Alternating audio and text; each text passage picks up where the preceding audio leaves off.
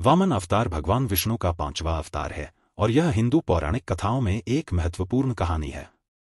पहले हमने भगवान विष्णु के कुछ अन्य अवतारों जैसे नरसिंह, परशुराम, कल्कि के बारे में चर्चा की है और अब हम वामन अवतार के बारे में चर्चा करने जा रहे हैं। वामन अवतार का प्राथमिक उद्देश्य ब्रह्मांड में संतुलन बहाल करना था, जो शक्तिशाली राक्षस राजा महाबली के नियंत्रण में आ गया था।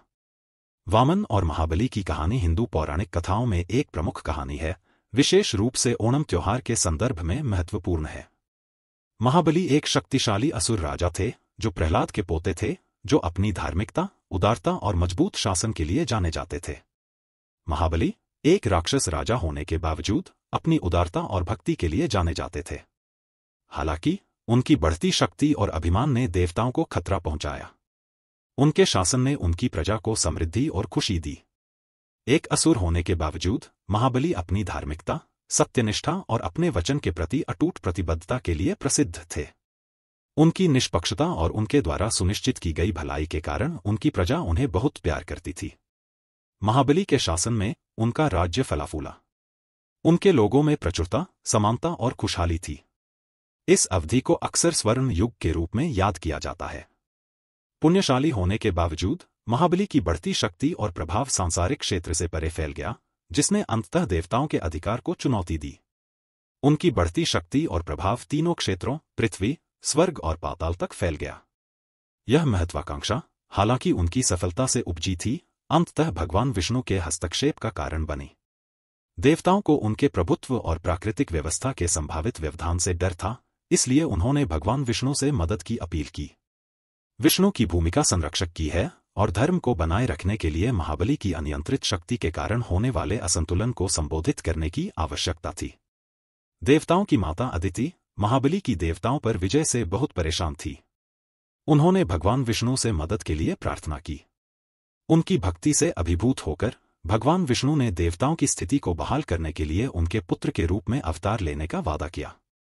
ब्रह्मांडीय संतुलन को बहाल करने के लिए भगवान विष्णु ने वामन के रूप में अवतार लिया, जो एक बौने ब्राह्मण लड़के थे। विनम्र बौने वामन के रूप में विष्णु का अवतार महाबली के अहंकार को चुनौती देने और उन्हें विनम्रता का महत्व सिखाने का एक तरीका था। एक बलि अनुष्ठान के दौरान वामन महाबली के पास पहुंचे। महाबली की उदारता से प्रभावित होकर वामन ने केवल 3 पग भूमि मांगी। अपने गुरु शुक्राचार्य की चेतावनी के बावजूद, जिन्होंने वामन के दिव्य स्वरूप को पहचाना, महाबली ने अनुरोध स्वीकार कर लिया। इसके बाद वामन एक विशालकाय प्राणी, त्रिविक्रम में परिवर्तित हो गए। अपने पहले 2 कदमों में उन्होंने पूरी धरती और आकाश को नाप लिया। जब वामन ने अपना असली, विशाल रूप दिखाया और 2 कदमों में पूरे ब्रह्मांड को नाप लिया, तो महाबली ने दिव्य उपस्थिति को पहचान लिया। अपने वादे को पूरा करने के लिए कोई जमीन नहीं बची होने के कारण उन्होंने वामन के तीसरे कदम के लिए अपना सिर अर्पित कर दिया। परम समर्पण और विनम्रता के इस कार्य से भगवान विष्णु प्रसन्न हुए।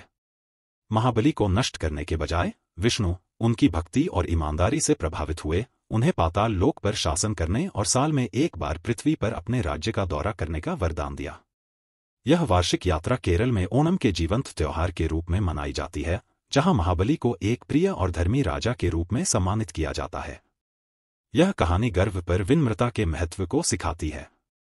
यह ब्रह्मांडीय व्यवस्था को बनाए रखने में भगवान विष्णु की भूमिका पर प्रकाश डालती है। वामन अवतार विष्णु के 10 अवतारों, दशावतार का एक महत्वपूर्ण हिस्सा है। यह ओणम जैसे त्योहारों से जुड़ा हुआ है, खासकर केरल में, जहां महाबली की वापसी का जश्न मनाया जाता है।